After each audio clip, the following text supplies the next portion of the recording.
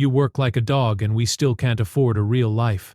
I didn't sign up for this, Nate. I signed up for a man who could actually provide. Don't. We need to do this now. Tessa, what is this? Me being honest, finally. She handed me the divorce papers while my boss stood behind her, smiling like he'd already won. That's the moment I need you to understand first, not because it was the worst moment of my life, but because it wasn't, not even close. 3 weeks before she walked into that break room, a lawyer I almost threw in the trash had told me something that changed every single rule of the game. I just hadn't played my hand yet. I was standing next to the vending machine when the door opened. That's the detail that stuck. Not the flickering overhead lights. Not the burned coffee smell baked into the walls. Not the way my coworkers went unnaturally still the second she walked in, like animals sensing weather. It was the machine. I fed it $4, got nothing back. I just finished a 9-hour shift on the warehouse floor. Steel-toed boots soaked through, shirt damp and heavy. My lower back had been quietly threatening to quit for the past 2 hours, and I still had inventory reports to finish. Before midnight, I wasn't trying to eat a good meal. I was trying to buy the cheapest sandwich in the building so I could survive 3 more hours. Then the door opened. Tessa walked in wearing heels I'd never seen before, holding a manila envelope, a designer bag on her shoulder I definitely hadn't paid for. Her face was different, calm in a way I'd never seen, not peaceful, final. She didn't come alone. Behind her, leaning against the doorframe like he owned the building because technically he did, was my boss.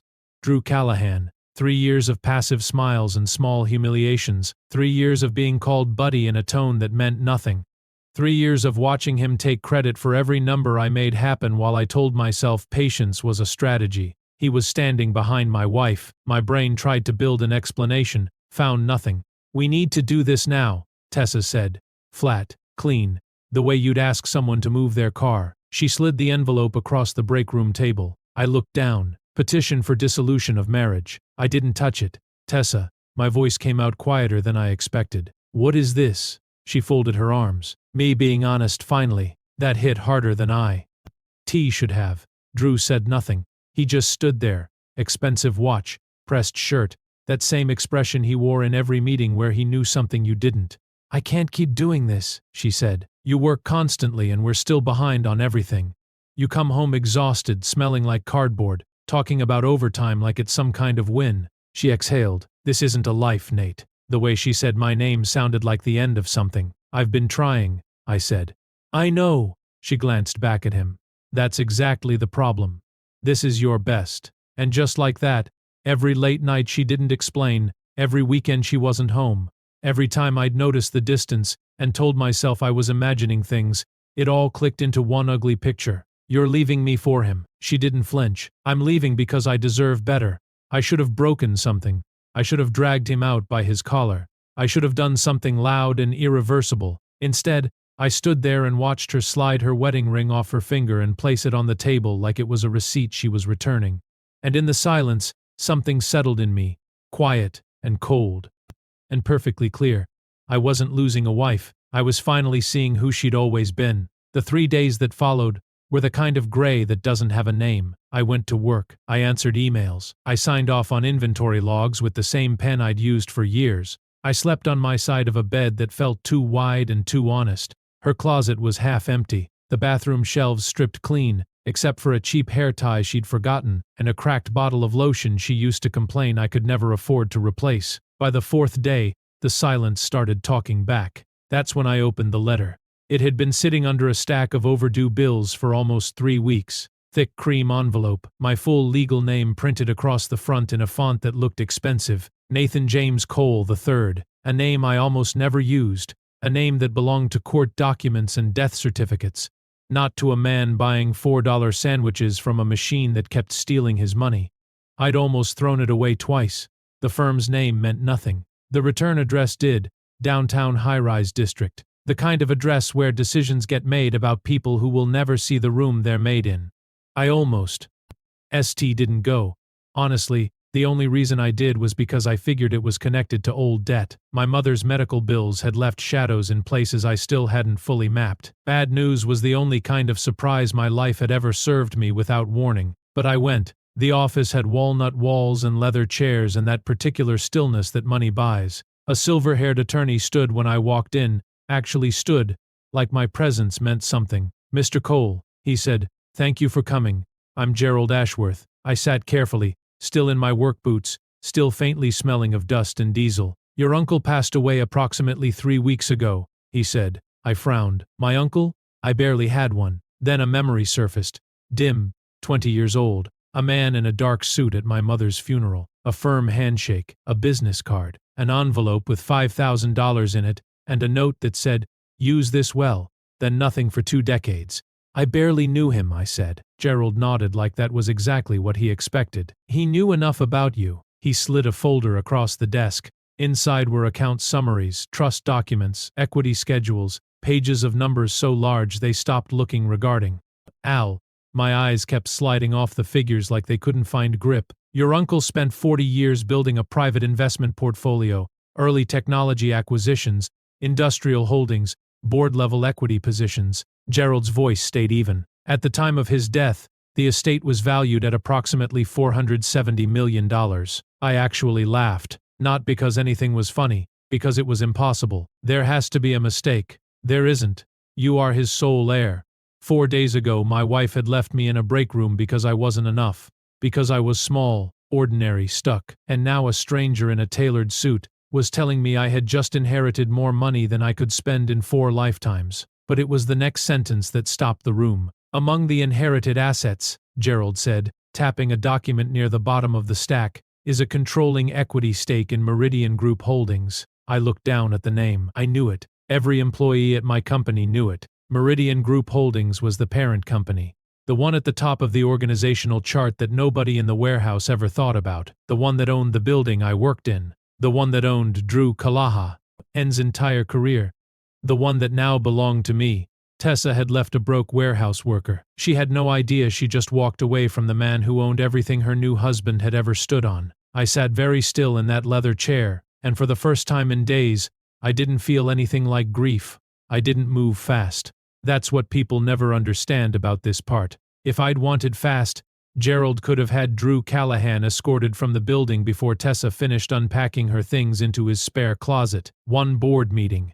1 vote. Done. But I'd learned something from 3 years of being the person nobody looked at. Patience is only invisible to people who don't believe you're capable of it. I resigned 2 weeks later. No confrontation, no speech. I handed a short letter to the front desk, cleared my locker, shook hands with the few people who'd ever treated me like a person, and walked out of Callahan Logistics on a Tuesday afternoon like I was just another burned-out middle manager who'd finally had enough. Drew didn't even look up when I put the envelope on his desk. "Probably for the best," he said, leaning back. "Some people just aren't built to handle pressure." I almost smiled. The divorce finalized quietly. Tessa married him 19 days later. The photos were exactly what you'd expect. Rented elegance, gold accents, flowers that looked like they'd been chosen to impress strangers. She smiled like she had finally arrived somewhere that mattered. He stood beside her with one hand at her waist, and the expression of a man who had never once considered the possibility of losing. People sent me the pictures, framed it as concern. "Just thought you should know." I did know. I was already 3 steps ahead of everything they thought they'd won. Behind the scenes, Gerald built the machine quietly. Forensic accountants, labor attorneys, HR compliance investigators, people with serious credentials and no appetite for drama. They began a full audit of every division under Meridian Group Holdings, but I told Gerald where to start. Callahan Logistics first. What we found was worse than I expected. Drew hadn't just taken my wife. He'd been stealing from the company for years. Vendor kickbacks funneled through shell contracts. Inflated invoices tied to a transport company owned by a cousin nobody had bothered to flag. Safety budgets cut quietly while executive.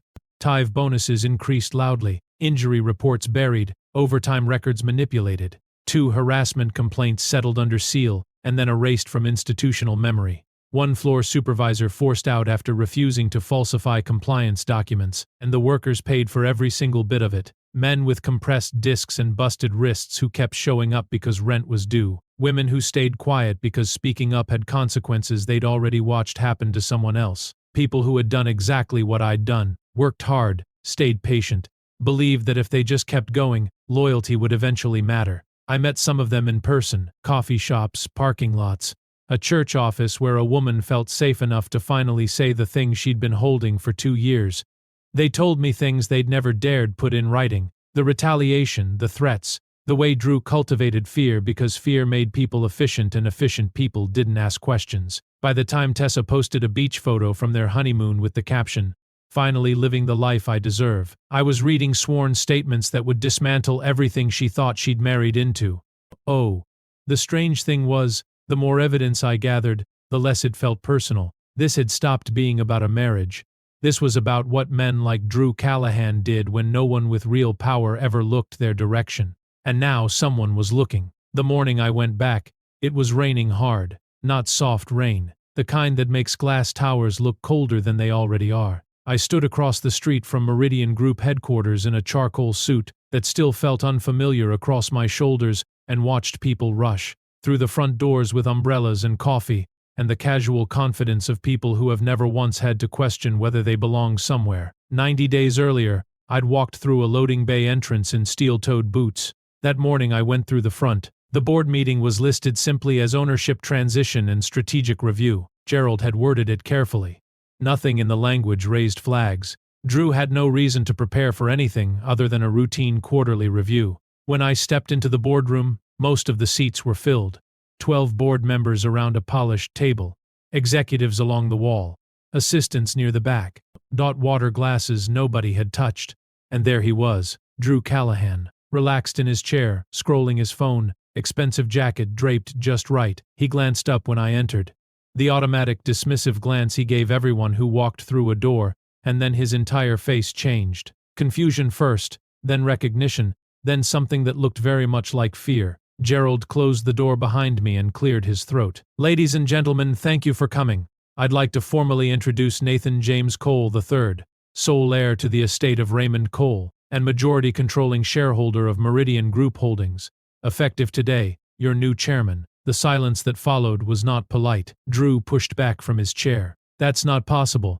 He worked for me." "I did," I said, walking to the head of the table. "Please sit down." He didn't want to, but he did. I opened the folder in front of me and looked around the room. Over the past 90 days, I authorized a full internal audit of every division under Meridian Group Holdings. What we found raises serious legal, financial, and ethical concerns, and Callahan Logistics is, by a significant margin, the most calm, promised entity in this portfolio. I clicked the remote. The first slide hit the screen. Vendor fraud, OSHA violations, suppressed injury reports, harassment settlements, budget manipulation, executive bonus inflation, documented retaliation against workers who reported misconduct. By the third slide, no one in the room was pretending this was routine. By the sixth, Drew had gone the color of old paper. "These numbers are being misrepresented," he said sharply. "You don't understand operations at this level." "I understand enough," I said, "to know that you approved a personal bonus increase 11 days after denying replacement safety harnesses for the warehouse floor team." The room went completely still. I kept going. Sworn testimony, bank records, contract trails, HR suppression memos, names, dates, signatures, dollar amounts. No raised voice, no theatrics. Just evidence page by page building into something that couldn't be walked back. When I finished, I closed the folder. "Drew, your employment is terminated effective immediately, for cause. You are barred from all company property, denied severance, and referred for civil and criminal review, pending legal counsel's recommendation." On. He stood up so fast his chair hit the wall. "This is revenge." I looked at him directly. "No," I said. "This is what accountability looks like when the right person finally signs the paperwork." Security was already at the door. 3 years. Took less than 20 minutes. Tessa found out before noon. Not because I called her, because men like Drew always call home the moment the story changes. She called me 3 times. I let it ring. On the 4th call, I answered. No greeting. Just breathing. Unsteady. Disbelieving. "What did you do?" she demanded. I looked out the window of the office that used to belong to my uncle. The city below was still wet from the morning rain. "I did my job." "Don't do that. Don't act like this is normal." "Drew said you humiliated him in front of the entire board." "Drew humiliated himself," I said. "I just made sure the right people finally saw it." Her voice hardened. "This is about me." "No," I said quietly. "This is about buried injury reports, manipulated contracts, silenced workers, and a man who ran a company like his personal account. You leaving me just happened to show me clearly what kind of man you chose. A long silence. Then softer, almost care. Full. You could have warned us. I let that sit for a moment. She still said us. Even now. Even standing in the wreckage of everything, she still spoke like they were a unit I owed consideration to. I owed the workers protection, I said. I owed the process its integrity. I didn't owe either of you mercy. The weeks that followed moved fast. Without Drew's salary, the mortgage on their house became unsustainable almost immediately. The luxury SUV disappeared. Then the housekeeper. Then the invitations to events where they'd recently smiled for photos with people who no longer answered the phone. His industry contacts went quiet. Civil claims surfaced. Former employees came forward once they understood he had no power left to hurt them with. The man who used to walk the warehouse floor like he was doing everyone a favor started appearing in search results with words like misconduct, negligence, fraud attached to his name. Tessa called again about a month later. This time she was crying, not dramatically. Just the exhausted, worn-down kind of crying that happens when reality finally stops offering exits. "I made a mistake," she whispered. I let the silence sit between us. Some truth. HS deserve room. "You didn't make a mistake," I said finally. "You made a choice." She didn't respond. I heard her breathing change. Then nothing. I heard through people we both knew that the marriage was unraveling under the weight of debt, blame, and the specific resentment that grows between two people when the dream they chased together stops delivering. Drew spent his days angry at everyone except himself, convinced everything had been taken from him. It hadn't. It had simply stopped being protected from consequences. And that, more than the firing, more than the headlines, more than any public moment, was where justice finally landed. Not in a boardroom, not in a phone call, but in the quiet, private reckoning that comes when two people have to sit alone inside the truth of what they chose and realize there's no one left to redirect the blame. I still think about Tessa sometimes, not with anger, not anymore. I think about that cheap hair tie she left on the bathroom shelf, the one small thing she forgot, the one thing that wasn't part of the plan she'd been building while I was putting in overtime. She handed me divorce papers like I was nothing.